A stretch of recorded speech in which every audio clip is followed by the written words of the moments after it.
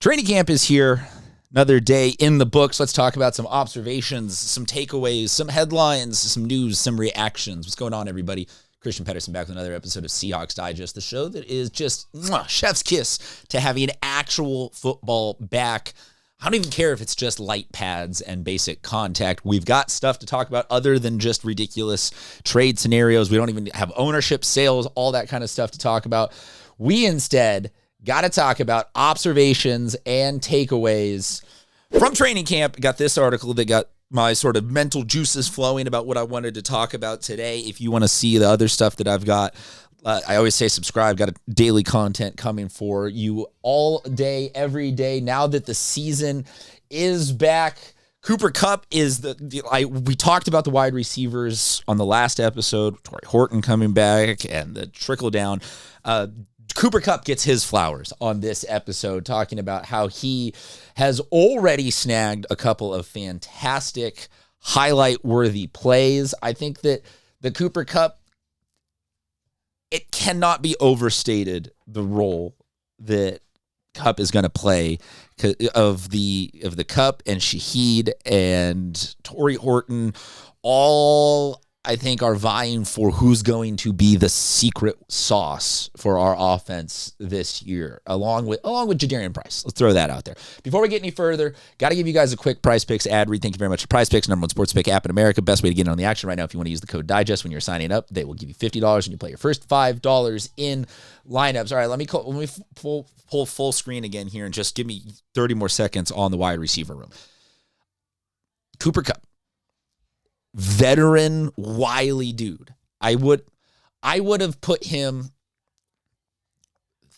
3A/3B with Torrey Horton for who's going to be the wide receiver that's picking up that third check down, doesn't get a ton of the targets, but when they do go to him, is there and available for a big time play. I probably would have put Cupp 3B, just given that Torrey Horton's young and back, and I kind of think that time gets all of us.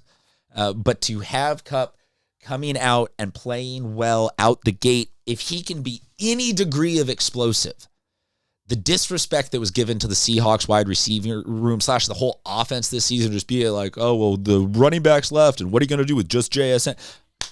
We're gonna be aerial. Give me some Mike Leach air raid up in this Beezy. I don't know if anybody says that anymore. Apologies. Getting all worked up.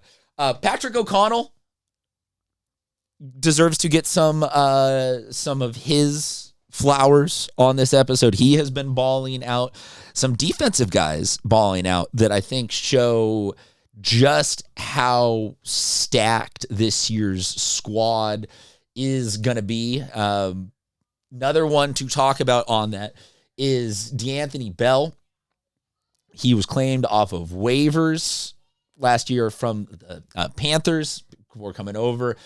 The Nick Emmanwori injury is hopefully something where Emmanwori is on the PUP list right now to really just get himself right. And it's, hey, we know Nick's head is screwed on right. He's still studying up with the plays. He's with the team. And we just have no need to burn him early in training camp, running around on completely meaningless plays. If we can give him 3-4 more weeks of rest, 5-6, if it extends into the preseason and all of that. But then what does that mean on the trickle down? Emmanwori, number one, is a versatile switchblade of a weapon that there will be, if he's not available, there will be an impact of, oh, well, we don't have this, that, and the other coming from all these different directions like Weapon X should be. But also then that means guys like DeAnthony Bell are going to get a chance to step up and at least early in the season get more reps with the ones. And I think that this could be an interesting two scenarios here where either we have now just more depth and more availability, or we wind up with guys who play themselves into being tradable and into being nice little assets. Quotes about Love or about Bell. He's from Julian Love, just talking about he's raw, he's the real deal, he's athletic, he's authentic, he's a true pro. just great quotes to have coming out about all. Like, obviously, I've said it a bunch. You're gonna give love to the stars, and this is to not to discredit Sam Darnold or any of the top tier talent, but to me, the true success of an organizational success is the ability to be like next man up over here, first guy up over there, all these different pieces all coming together as a unified strong whole. So to see that the defense just has weapons on weapons on weapons is absolutely crazy. More defensive ones. DeMarcus Lawrence apparently still absolutely balling out. There was some questions about, is he going to ride off into the sunset this offseason? He decided to come back and is apparently still absolutely balling at the linebacker position. And I love to see that. You can give it the easy tip, like, he's a veteran. Of course he's going to, why wouldn't they be impressed with him? But I also sometimes, as I've said with this, Father Time catches everybody. Superstar players, I don't want to say this as an indictment of all of them, but I think sometimes can come into training camp and go through the motions and be like, yo, man, year 14 for me. I know what I'm doing, all that. And so to come out with any degree of zest and fire, I absolutely love to see it, because that to me is, again, that's organizational success where everybody is good, but that's also the kind of stuff that you feed on, and it trickles down to the younger guys, and the auxiliary guys are all just like, all right, man, that's where the bar is set. Let's freaking go. Bo Stevens, offensive lineman, last person talked about in this article.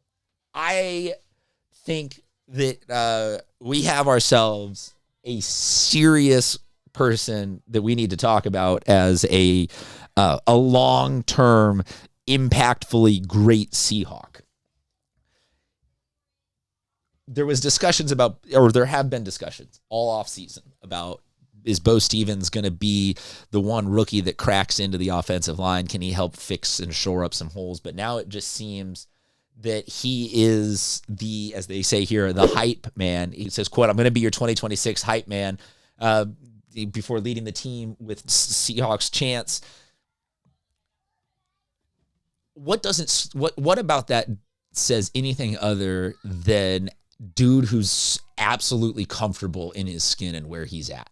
To be a rookie, vibing for, hey, if there's playing time, great. If not, great, no worries. I'm still going to be here being the high. It just, to me, feels like that's the kind of guy who, in retrospect, you look back and you're like, damn, man, drafting Bo Stevens out of Iowa wound up being a really, really, really good choice. At least from my limited concept and understanding of what makes offensive line play good.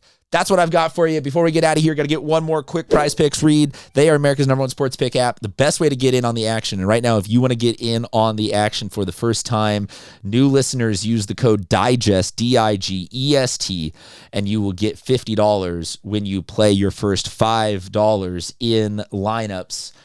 Returning users, no worries. They've got you covered there as well.